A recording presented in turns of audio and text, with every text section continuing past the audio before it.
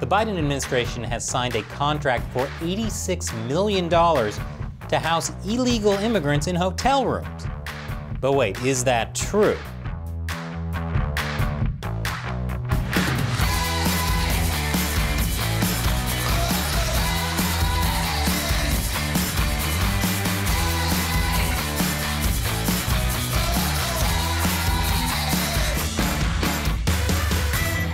Welcome to America Uncovered. I'm Chris Chappell.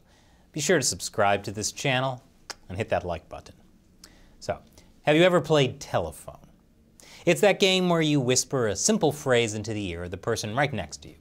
It starts with, "Mary had a little red cat." But by the time it's whispered to the last person, it's, "Barry Manilow is made of plastic." Which, okay, I can see how you might think so. But these days, trying to find accurate news can feel a bit like that. Playing telephone, not being made of plastic. On March 20th, news reports started coming out about how Biden is spending $86 million on hotel rooms for illegal immigrants as his administration struggles to handle the surge of families and kids trying to come to the U.S. Which, of course, caused a lot of controversy. On March 21st, Republican Congresswoman Lauren Boebert tweeted this: "So Biden is spending $86 million to purchase hotel rooms for 1,200 illegal alien families for 6 months. By that math, he's spending around $395 a night per room. How many of you have stayed in a $395 a night hotel room?" It was retweeted and liked by tens of thousands of people. And then it was followed by an explosion of fact-check articles. But we've also seen so-called fact checks be wrong before, which means it's time for another segment of fact nuancing from your favorite YouTube host, me, in our segment, Wait, is that true?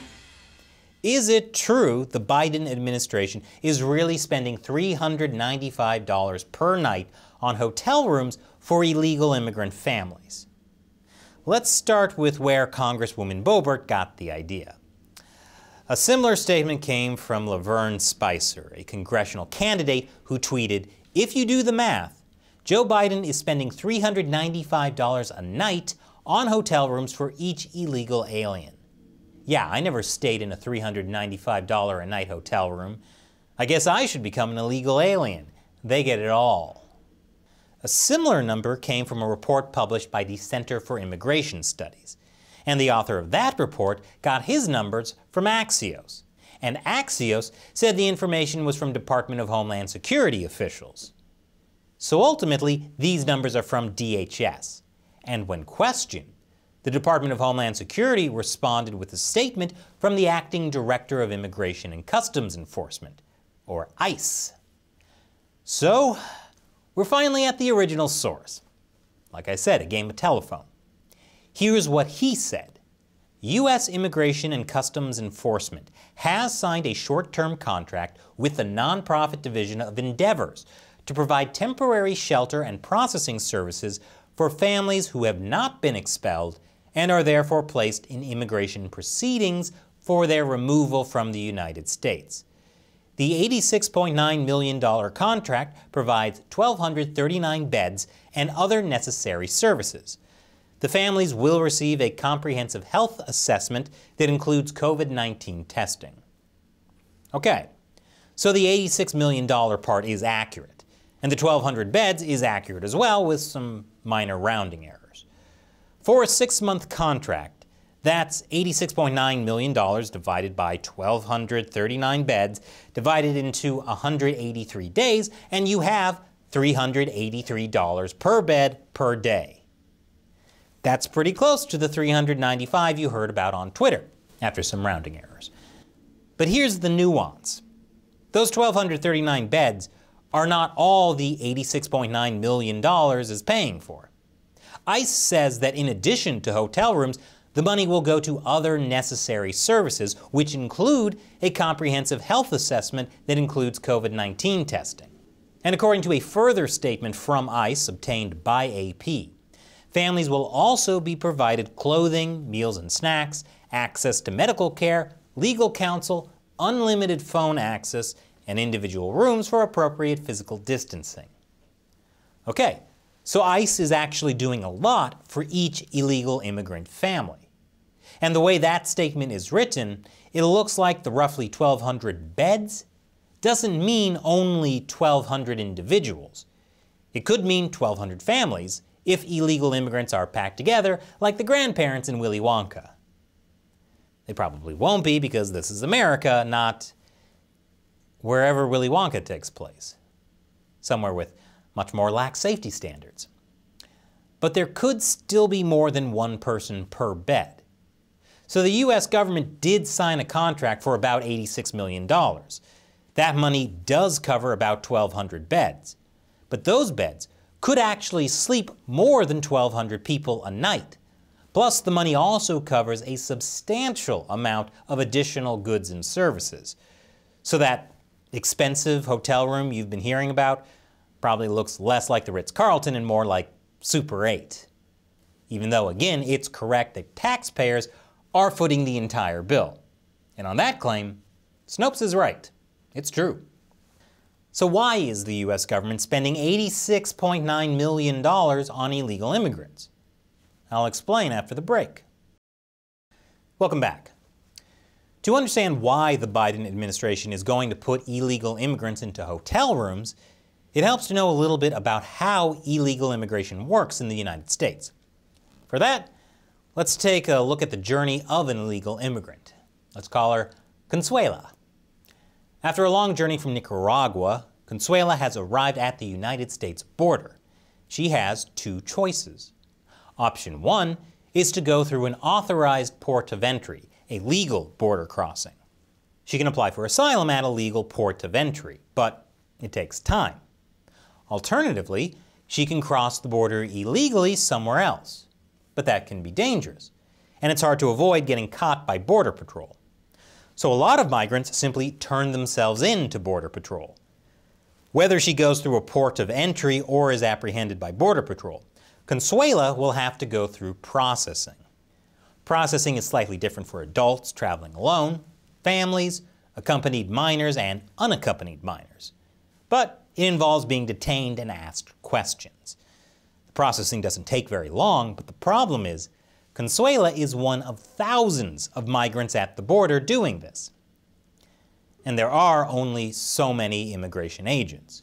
So Consuela has to wait. And in the end, if she came alone, she'll probably be sent back to Nicaragua.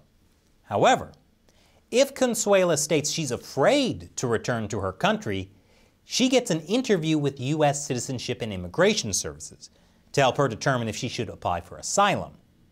It can take time to get the interview, but the United States doesn't just turn people away. Everyone gets a chance to tell their story first. Alternatively, if Consuela came with her family, including one or more children, she may not be sent back over the border right away either. This rule, designed to protect families, has led to more illegal immigrants coming with their families, or in some cases, fake families. Sadly, it's led to large-scale exploitation of children by smugglers. Over the past several months, we've seen a surge in the number of families and unaccompanied minors apprehended while crossing the U.S.-Mexico border. So if you were wondering why there always seems to be controversies about conditions in illegal immigrant detention centers in the news, that's why. The illegal immigrants, including children, have to stay somewhere while they wait for the U.S. government to process their case. And there's more of them now than ever. Family detention centers were first set up in 2014 during the Obama administration, and they were expanded as the years went by. Now, with the latest surge in families, ICE is converting their family detention centers into short-term facilities that will release families after no more than 72 hours. But family detention centers are still overwhelmed, hence the hotel rooms. But the hotel room plan is actually not new. It was used last year during the Trump administration, when facilities got overwhelmed.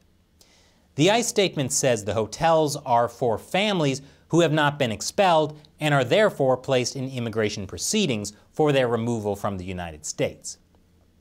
And The Guardian says the families will arrive at Border Patrol stations and then be sent to the hotel sites to continue immigration paperwork. They could leave the reception centers as soon as 6 hours after arrival if paperwork is completed. They test negative for COVID-19, and transportation has been arranged. So a lot of families will be cycling through these 1,239 beds, as each family gets processed and either deported back to their home country or released in the United States, depending on the circumstances. Of course, none of this addresses the argument the U.S. government is housing illegal immigrants in hotels while there are homeless Americans who could use the help. But it's impossible to even debate the issue without all the facts. In other news, it appears illegal immigrants will receive $4 billion in stimulus checks. Wait, is that true? You know what? We're not going to tackle that today. So what do you think?